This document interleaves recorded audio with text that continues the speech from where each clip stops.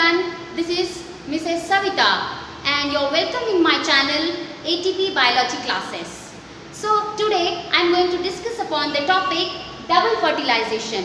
When we say fertilization, it means that there is a fusion of male gamete, the nuclei of male gamete with the nuclei of female gamete. Right. So here in case of angiosperms, means the flowering plants, there the double fertilization is taking place. That is, the fusion of male gamete is with the female gamete is taking place 2 times. There are 2 male gametes produced, right, from the pollen grains, which are going to fuse with the 2 female gametes. So how they are fusing, that we will see here. See, let us see the definition in detail first. What is double fertilization? Double fertilization is the fusion of 2 male gametes brought by a pollen tube to 2 different cells of the same female gametophyte, that is in the embryo sac, in order to produce 2 different structures, that is zygote and the primary endosperm nucleus, pen. Right? How it is happening? See, this is a pollen grain, right? Male gametophyte. This is a pollen grain which will germinate on the stigma. This is the stigma. This is style, and this is the ovary, the part of pistil. This is complete pistil, right? It can also called as carpel, which is an individual part of the gynoecium, female reproductive system, right? In case of flower, female reproductive part is the gynoecium. It is a word, a complete word. Individual part of that gynoecium is called as pistil. So this is a pistil or carpel, right? So this pistil or carpel is divided into 3 parts: stigma, style, a tube-like structure, style, and ovary, right? So what happens?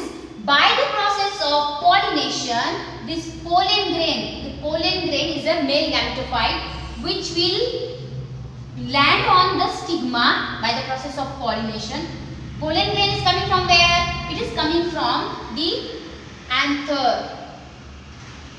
This is anther and this is the filament, right?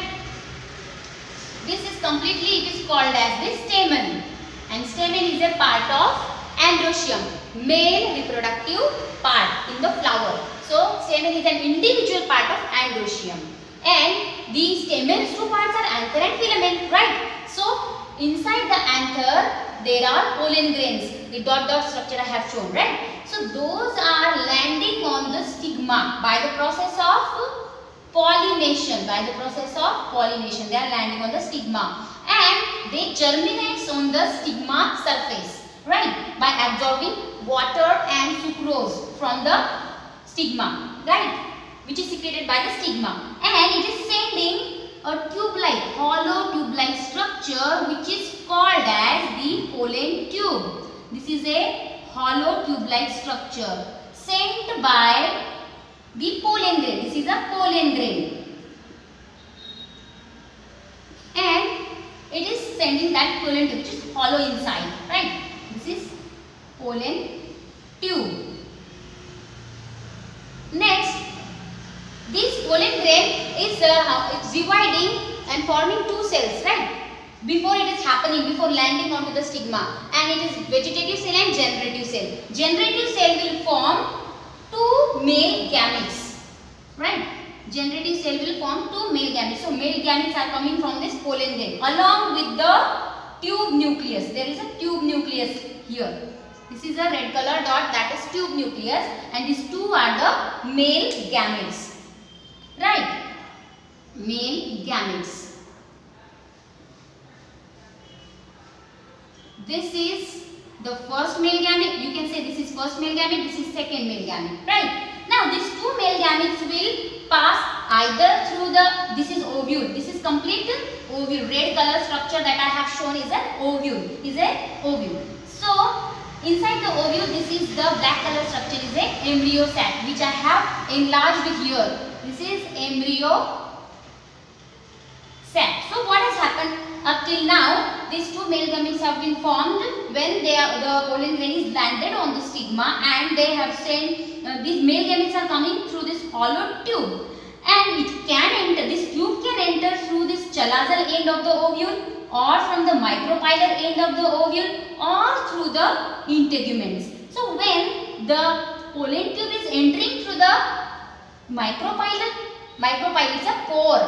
So if it is entering through that, it is called as porogamy. And if it is entering from chalazal end, then it is called as chalazogamy. So when it is entering through integuments, it is called as mesogamy. Right? Now, it's a very common condition that it is entering through the pore, that is from the micropyle. It's a porogamy. So when this embryo sac I have shown here. Now these male gametes are entering inside this embryo sac, and both the male gametes, they will fuse here with the egg. This is the egg, internal structure of embryo sac. I will label all the parts inside the embryo sac. These three are the antipodal cells.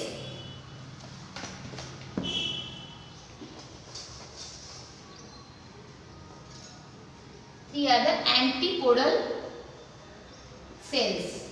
This is secondary nucleus,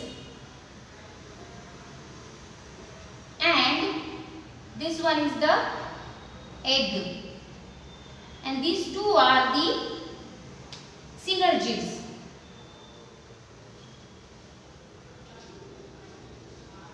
Now what happens? The pollen tube here ruptures, right, by absorbing the water, and the male gametes, both the male gametes, they are coming up to here. This is the first male gamete, this is second male gamete, suppose, and this first male gamete is going to fuse with this egg. When this, as you know that this male gamete is a haploid structure, having only half number of chromosomes. So we can say that this is the haploid first male gamete. This is haploid first male gamete, which is haploid, we can show with the number n, with n. Is fusing with the egg, this egg. This is also haploid one, and forming a zygote, right? Both these haploid cell will combine together and will form a diploid cell, 2n. I am denoting it with the 2n, means the two sets of chromosomes. So this structure, this cell is known as zygote. So this process of fusion of first male gamete here with the egg, this is nothing but the egg cell, okay, egg cell. Fusion of first male gamete with the egg cell forms the zygote, right? And that process is said to be syngamy. So if you want to define it, you can define that the male gamete fuses with the egg cell and forms the diploid cell, that the zygote, which is known as syngamy, right? Now what happens? The second male gamete is going to fuse, this is the second male gamete. This is going to fuse with this secondary nucleus, which is having two nuclei. This is a secondary nucleus, and it results into the formation of PEN, that is primary endosperm nucleus, which will be having the combination of three nuclei, right? Means the second male gamete is haploid, right? It will be the diploid one, and together it will form a cell which will be triploid in nature. What is? It will be triploid in nature. So this triploid cell is nothing but the primary endosperm nucleus, which will further form the endosperm, right? Different types of endosperm, and the zygote further result into the formation of embryo. Now this type of fusion is said to be triple fusion, because there the three sets of chromosomes are combining, one from the second male gamete and two sets of chromosomes from the secondary nucleus, and forming the triploid cell, means having the three sets of chromosomes, right? So this type of fusion is said to be triple fusion, and that is why, as there the two times the fusion is taking place. for the syngamic process and for the triple fusion. That is why this complete fertilization is said to be double fertilization. Once for the formation of zygote and second for the formation of primary endosperm nucleus. So this complete process is said to be double fertilization. You must be understood the definition, as the definition is not going to ask many a time, but if it is asked also, you can write in your own language by understanding the complete process. Now we will understand the significance of the double fertilization. The first significance is that it is a unique feature of an angiospermic plants, right? Which ensures that the parent plant invests a seed with a food store only if the egg is fertilized, right? And second significance is that the diploid zygote develops into an embryo. Diploid zygote is developed into an embryo. This zygote will further form the embryo, right? Which consequently develop into the embryo, right? Then third is that the triploid pen, this cell, pen cell is a triploid cell, right? It is going to develop into nutritive endosperm tissue, which will form the endosperm, and endosperm is nothing but the nutritive tissue. And the next significance is that it restores diploid condition, right, by the fusion of haploid male gamete with the haploid female gamete. This is the haploid male gamete which is fusing with the haploid female gamete, that is with the egg, right?